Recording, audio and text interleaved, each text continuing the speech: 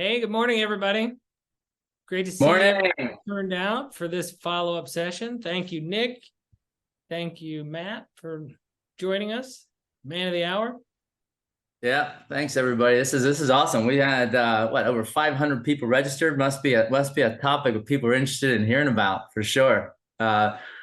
So all right, guys. So I'm gonna just to kick this off. I think people are still coming in, but we're gonna get the show started. So I just want to first off say thank you to Matt and team, Redwood team, and really everybody participating today. This is a very important message. There's a lot of stuff going on. I know there's a lot of questions out there. We have a lot of questions, and this was really seemed like a very timely event to put on for the community. I want to also say a special shout out, to Scott Ryder of the DC Association of Realtors. This actually was the genesis of a breakfast with some great brokers in the area. Matt attended, and what he had to say I thought was really something that everybody needed to hear. Matt is a wealth of information and is really in tune with everything going on. And as we saw all the media and stuff going out there, and some of the things that were being said, it was in our minds, no doubt that we had to bring this message and this information to everyone. So again, appreciate y'all being here. We have people from all over the country attending. It's pretty cool. So what we're going to do this is we are going to have a quick intro. Eddie's got a quick intro. Matt is going to give us his presentation about what's going on. There'll be, I'm sure there'll be some questions along the way. Eddie and I are going to have a Q&A with Matt afterwards on some of the questions that we've come up with. But along the way, if you have questions from the audience, please put them in the chat.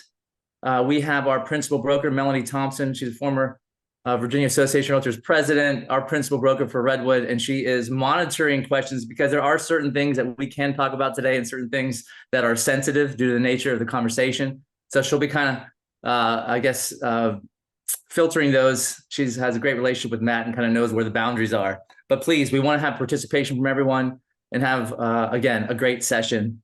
So that's all I have. Eddie, you want to kick this thing off? Yeah, so if I could, so here's my advice in terms of if you have a question, can I ask this or can I not? Go ahead, ask it, and then if it has to be filtered out, we have agents and brokers from all around the country. I just saw two people on the chat from somebody from New York, a couple of people in North Carolina. Point is, all companies are represented, so we have to be very careful. There's no price fixing. We're not colluding on anything there. So I will ask anyone who's here to price fix, please leave now. Not that kind of party. And if a question gets asked, you might think to yourself, all right, buyer agency, my agreement is this percent. Person's only offering that.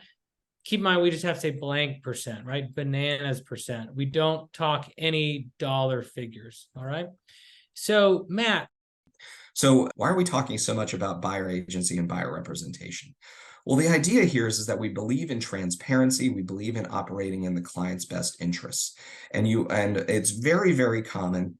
Almost everybody is always going to use a listing agreement, get that signed right up front before they start providing any services to the client. But what we are seeing is even in markets where the law requires a buyer agency agreement, sometimes you'll do work for a buyer for months, and then you just go and you write the buyer representation agreement right before you submit an offer or something like that. Well, we think that that is too late. We want to make sure that you all are comfortable making your value proposition. I imagine that there are some people out there who are just trained that, well, this is just the way it is. This is how it is. This is how I get paid, and you just deal with it. But we want you to be more comfortable having a more in-depth conversation with the consumer, making sure the consumer understands how you work in their best interest. What do they get by working with you? How do you deliver that significant value to the transaction? Because we know you do. And how does the MLS structure serve the consumer's best interest, both sellers and buyers? And what is the MLS and what benefits it provides to consumers?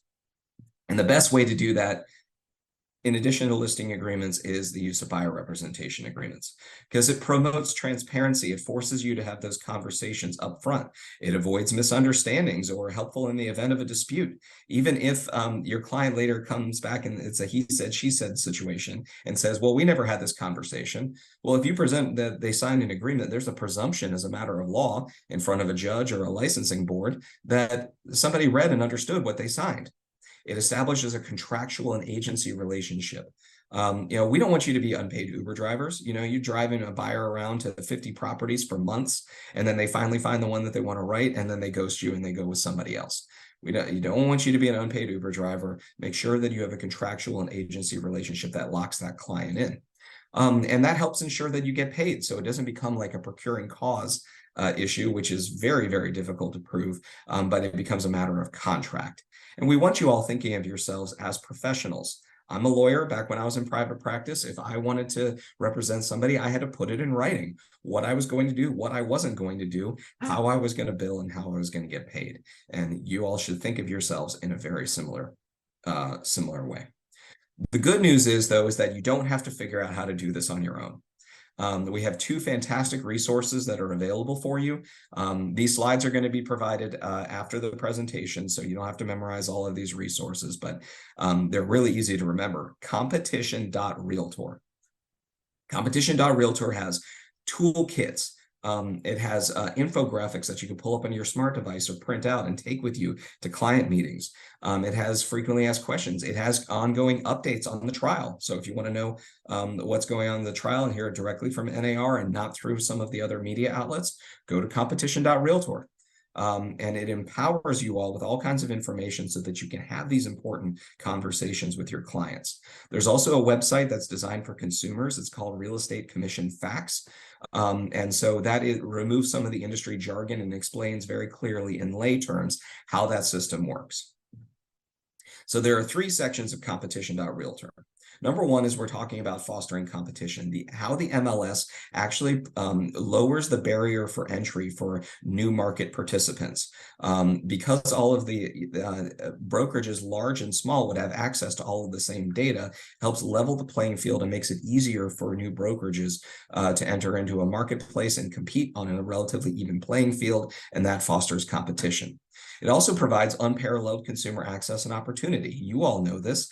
If you are a seller and you want to expose your property to the broadest range of prospective buyers to write offers and bid up the value of the home, then the MLS is the place to be.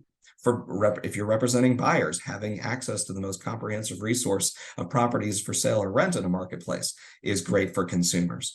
And as I discussed earlier, it is also really important the way that our system works in order to enable more people to be able to get representation in this significant transaction that they would not otherwise have but for our rules and policies. And then, of course, things about all of the great, fantastic work that you all do in your communities beyond just buying and selling homes. It's time to act through storytelling, through conversations, through social platforms and media relations. People need to hear and want to hear from your experiences. And we will continue to provide all kinds of resources in order to help enable you to have those conversations. And I know your brokerages have fantastic resources as well. So absolutely check out competition.realtor, Real Estate Commission Facts. We have Window to the Law videos. If you prefer to watch a 2 or 3 minute video, go check out our Window to the Law series. We've got probably about 100 videos or so on a variety of topics, but I picked out a couple that are particularly relevant to what we're talking about here today. And we've also just released an updated accredited buyer representative designation, the ABR, to specifically address a lot of these things as well. So if you like getting designations and certifications, we just announced this like a day or two ago, and I think we're running a sale on the ABR designation through the end of the year. So with that, I know I maybe ran about 5 minutes longer than we had initially talked about, but I'm happy to answer some questions. That was great. That was awesome. Perfect. Thank you. Thank you. So team, I'm going to put the antitrust, because everybody loves this. I'm putting the antitrust statement back up on the board because we can't emphasize enough. We have to be very careful so that we don't act, that everybody knows we're not here to collude.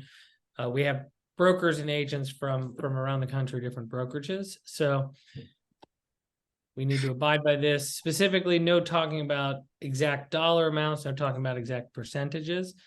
It's just the world that we have to live in. So with that, I'll take this down from my share. And then we've had the chat was just on fire here. And I'd like to I'd like to kick things off, Matt, with, when I speak with friends who practice real estate from around the world, I remember when I first realized that the MLS is sort of a unique system to the United States and parts of Canada.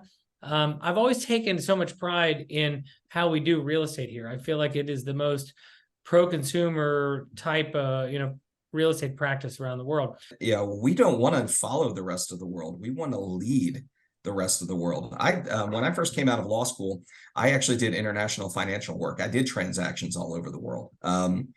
And the way that systems function in other countries, they wish they had our systems here. So to say that we should look to Australia or England or some of these other countries where they have a decentralized place where you have to be in the know as to where all the properties are. Buyer agency and representation is almost unheard of. So the buyer is really just dealing with somebody who's only representing the seller's interests. And so I work very closely with our global team here at NAR. We're all part of the member experience, engagement, and legal team. And the interesting thing is that countries around the world are signing up to replicate our system. We have bilateral partnerships with over 100 countries across the world, and we provide education, information, and resources so that they can actually introduce systems in their countries that are modeled on ours, whether it becomes with respect to licensing law, with respect to MLS and policies, with respect to ethics. This is something that we want to continue to lead on, not follow the, what we would argue are anti-consumer and anti-competitive practices in other areas. So thank you for that question. If you've never had the displeasure of trying to rent or buy a home in a different country that doesn't have an MLS, think of it this way. Every property you want to see, you typically have to call that listing agent. So just because a property is listed by a different brokerage doesn't mean that this agent from that brokerage could show you a different one. It's pretty much just you're calling all over town. It's disorganized, and you have very little, if any, clarity into whether or not you're overpaying, underpaying, that kind of thing. Right. All right. Just quick follow-up on that one is I was surprised to learn, I believe I heard this from you just now, that buyer agency agreements aren't required in many states. Like, do you see that as, do you envision that all 50 states will require buyer agency? We've got a fantastic advocacy team at the federal, at the local and state levels, and we certainly hope so. Because we actually introduced a new policy position that we encourage our state associations to push for buyer representation agreements as a matter of law in the states where they're not already required. So it's currently 18 out of 20 or out of 50. Washington State just passed legislation to become the 18th state. So we are working from an advocacy perspective, issues mobilization, to try to get that word out. So that's certainly something that we want to push, even where it's not required as a matter of law. It's still a really good idea, both from a risk management perspective, because it becomes much easier to defend. But I think also most importantly too, is that you all work really hard. You deserve to be compensated for your services. And, it is certainly possible with all the visibility around this, all the discussions, that brokerages are going to make independent decisions to maybe offer less or offer nothing in the form of cooperative compensation. And that's fine. I mean, those are independent business decisions. We certainly think that they should be having a conversation with their sellers about whether or not that's actually going to expose their property to the broadest range of prospective buyers. But, they are free to do that. But, that means that everybody else in that marketplace needs to figure out, like, okay, well, then how are you going to get compensated? And how are you going to have that conversation with your client if there isn't anything offered in the MLS, or it's less than what you have agreed with your client to be compensated for? All right, cool. Yeah. So just a comment. I spent a little time in Mexico, and I can tell you, I of course always shop around for real estate. And when I realized there wasn't an MLS, I said, well, how do you know what the property's worth? And the realtor says, it's worth what the seller's willing to pay and the buyer's willing to pay for it. I said, well, how do you know what the last guy paid for it? He's like, well, I know people. And that was it. I said, wow, interesting. Okay, so that's your wild, wild west. I know people. I know people. Yeah. Okay. So, all right. Been having lots of conversations with folks with our buyer agency week. Every time I walk into one of our offices, sit down with some agents, there's obviously concern. I think agents, brokers, buyers, sellers, everybody has the one thing in common is they crave certainty and direction and how to practice. So I guess with everything going on, when do you think that we're going to really know or have certainty in the future of buyer agency? Any thoughts on that? I mean, obviously it's a pretty fluid situation. Absolutely. Take it back to your respective associations. Talk to your public policy groups and committees and things like that. If you want certainty, we can also go out and make that happen. And that happens in the advocacy arena. Being more proactive in the advocacy space, I think, is going to be a huge part of that. And that's also something that we've even talked to when we talk about preparing for different outcomes. We've also talked to our advocacy team. Now, obviously, there's very, very little actively getting done up on Capitol Hill right now. Most of you are from the DC region. I'm sure you're part of the bubble and you keep track of all these wonderful votes and arguments taking place. But regardless of what political side you're on, it is it's difficult to get any change enacted to like the VA, FHA, or Fannie Mae, Freddie Mac underwriting guidelines and things like that in the current environment. But that's something that our advocacy team is prepared to look at as well, is understanding that there are going to be some issues that will need to be overcome. But at the end of the day, buyers want representation in the transaction. So how can we make sure that they have choice that is available? Not just through cooperative compensation, but also potentially through the purchase process, or maybe even through financing. Yeah, it makes a lot of sense. I can tell you that from my standpoint, I'm a numbers guy, economics guy. It's the functioning of the market that I think is really disturbing, of what happens next if you can't do this and you can't do that. So yeah, the more certainty we have, the easier it'll be to transact, which is what we're hoping for sure.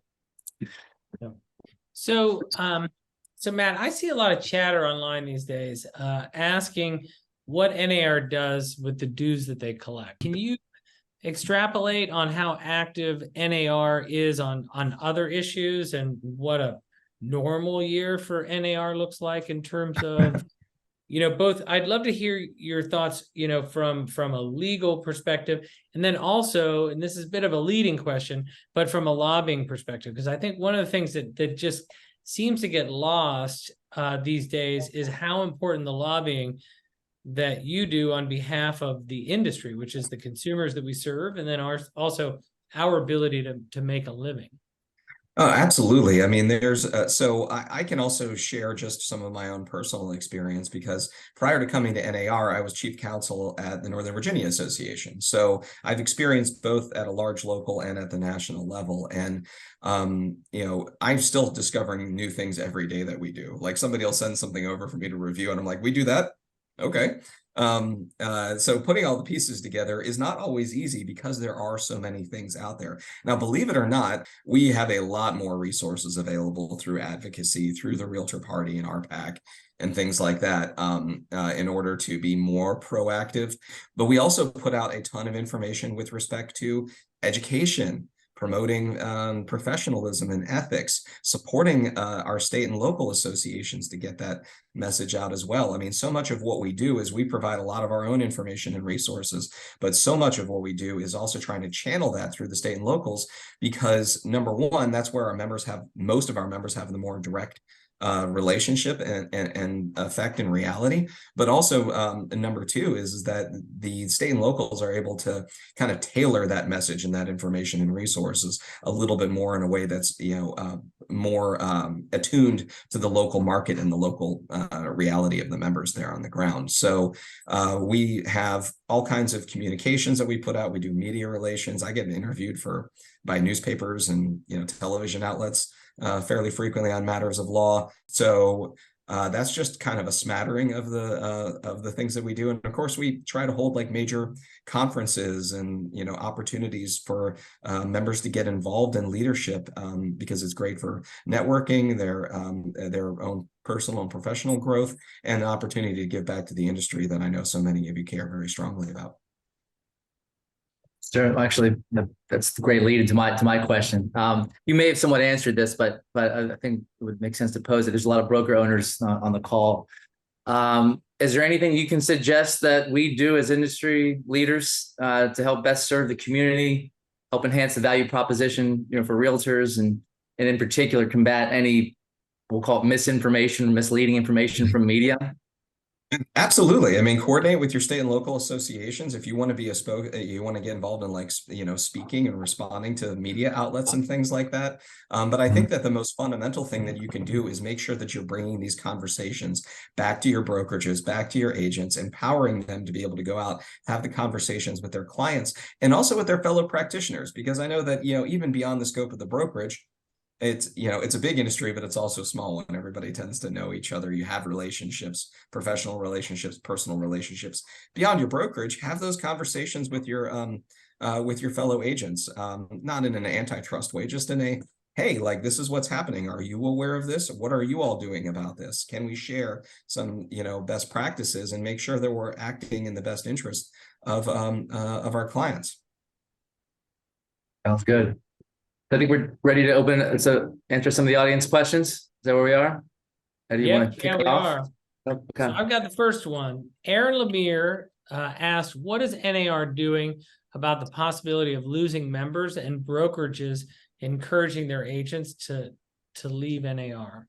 So really what our response is that we can and should always have been doing as good a job as we possibly can to deliver that value proposition so that it is easy for the brokerages to see that there is value in membership, that there is value in subscribing to the MLS. And so we have to continue to do a better job on that. But I don't think you're going to see as many leave as you might necessarily think, just because I think we do a good job of that value proposition on all of the things that we talked about. I mean, advocacy, education, professionalism, the ability to use the term realtor.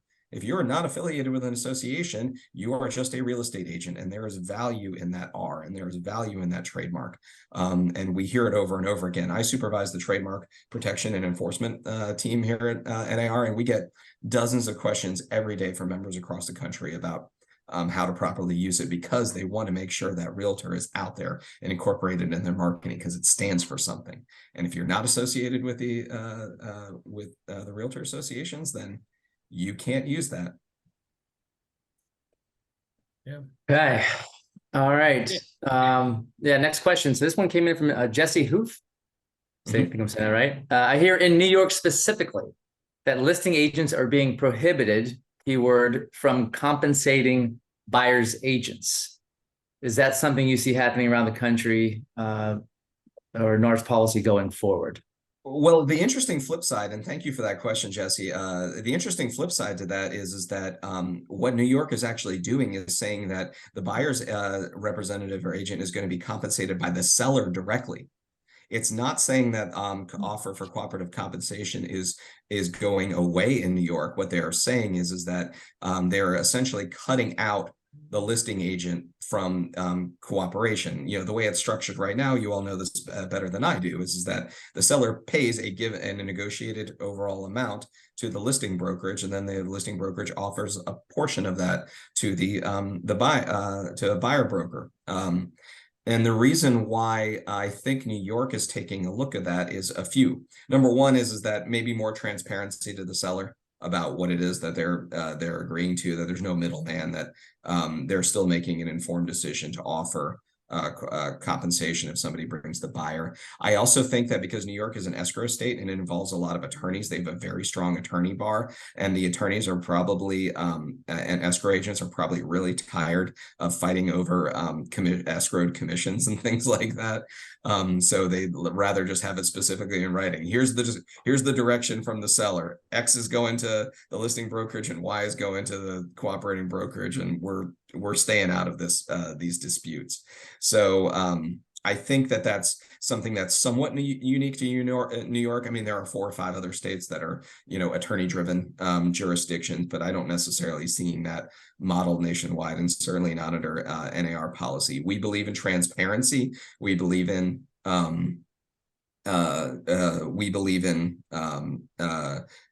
consumer choice and things like that. But something strikes me that, by removing the escrow agent from the situation, you're just going to maybe see some more conflicts impacting the consumers directly, rather than something being just between the brokerages, which, while is not necessarily preferable, it's probably better than dragging the buyer and the seller into the middle of it. So that's my thought on that, but we are absolutely monitoring that situation. That's great. You see me smiling because in my head, mentally, I was like 50-50. Is there anything here? Is this possibly that Jesse had misread something? So that's great. Thank you for the question, Jesse. Thank you for the answer, Matt. So Nick, we're at an hour 7. So I think we're down to probably our last 2 questions. So I've got one from Yanji Lama asks this: is it possible that one outcome may be that brokers may not require minimum compensation from their agents representing sellers? Remember, we don't set any minimum amounts. What we're talking about is choice.